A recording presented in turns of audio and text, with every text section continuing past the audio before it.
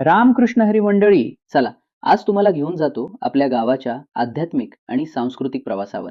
हे आहे आमचं खारेपाटण गाव. निसर्गाच्या सान्निध्यात वसलेलं, श्रद्धा, परंपरा आणि संस्कृतीचा वारसा जपणारं एक सुंदर गाव.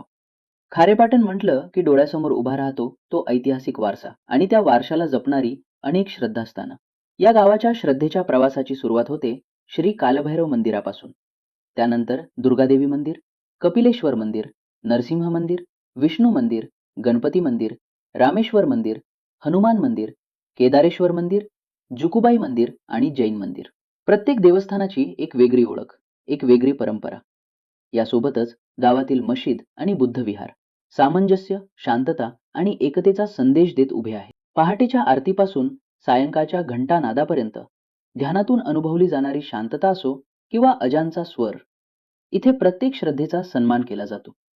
ही फक्त धार्मिक स्थळं नाहीत, तर आपल्या गावाच्या इतिहासाची, संस्कृतीची, परंपरेची आणि एकोप्याची जिवंत ओळख आहेत. काळ बदलतो, पिढ्या बदलतात, पण ह्या पवित्र स्थळांमुळे आपली मुळं आजही तितकीच घट्ट जोडलेली आहेत. आणि म्हणूनच एकजूट होऊन राहा. भेटू पुढच्या व्लॉगमध्ये. तोपर्यंत राम कृष्ण हरी.